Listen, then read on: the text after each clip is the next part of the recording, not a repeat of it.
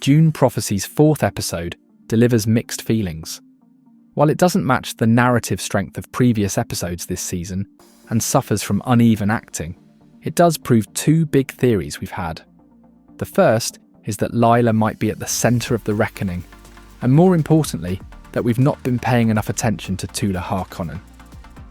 The story weaves between two locations, the imperial capital Salusa Secundus and the Sisterhood's base on Wallach IX, with every other scene connecting to the events in these locations. Before we begin, if you haven't already, please consider subscribing to Episode Echoes for more of the best reviews, recaps, and breakdowns of your favourite TV shows.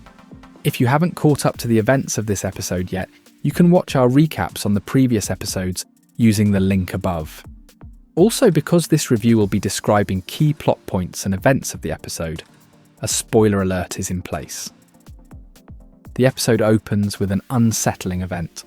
All the Acolytes experience nightmares on the same night, with Sister Emily nearly taking her own life while sleepwalking.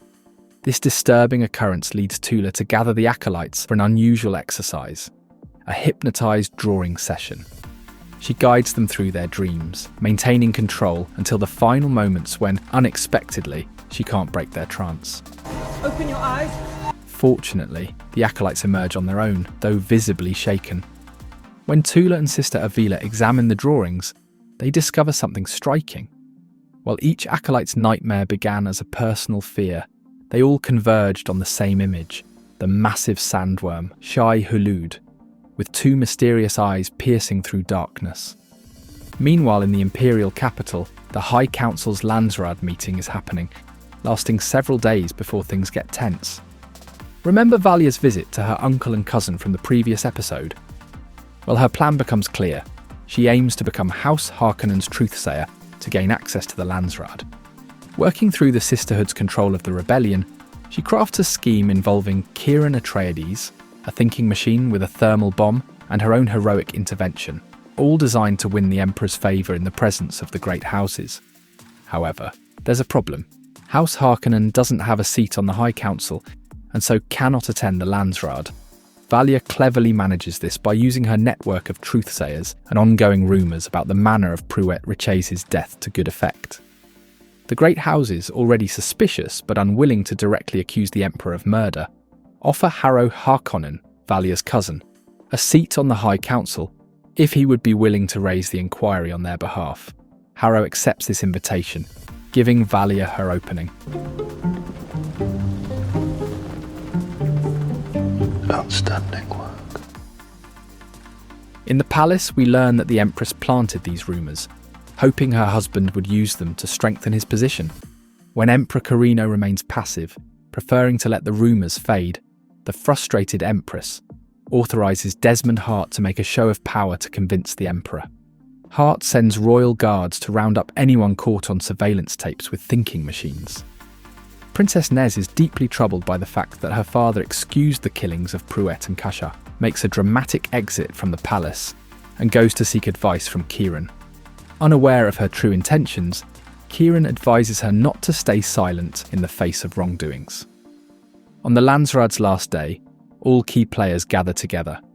Harrow Harkonnen and Valia, the Emperor and Empress, Prince Constantine, Princess Nez, Kieran Atreides, and various nobles. Just as Harrow begins his accusatory speech, Princess Nez interrupts, naming Desmond Hart as Pruett Richese's killer. As Hart defends himself, Kieran moves to position the robot fly, and Valia prepares for her moment. Their plans fall apart when Desmond publicly executes rebellion members with the Emperor's blessing, claiming it's the same justice dealt to the young Duke for possessing a thinking machine. During these executions, Hart's use of mind magic takes a physical toll, causing him to bleed, blood that Valia manages to collect for analysis back at Wallach IX. A disappointed Valia and Harrow head back home to more snide comments from their uncle Evgeny. We are taken back to Wallach IX, where Tula sits beside Lila's pod in the secret genetic chamber, pleading for her to wake up. After falling asleep and having her very own nightmare, Tula wakes to find Lila's pod empty. Feeling afraid and threatened, she orders the AI assistant to wake up, and just then, we see Lila step out from the shadows with glowing blue eyes to give Tula a hug. The episode ends with Valia locked in a heated exchange with her uncle Evgeny, which eventually leads to his death when she withholds his inhaler. With her uncle laying dead on the ground, Valia is comforted by what looks like her long-dead brother Griffin. Griffin tells Valia that he finally understands what it took for her to return to the Harkonnens, and then promises to help her. And just as he starts to walk away, we see his body transform into the shape of Sister Theodosia. Theodosia has been a shapeshifter this whole time. I hope you enjoyed this video. If you did, please consider giving the video a like and subscribing to Episode Echoes for more TV and movie reviews. I'm always interested in hearing your thoughts, so feel free to share your own take in the comments below. Thanks for watching, and I'll see you in the next one.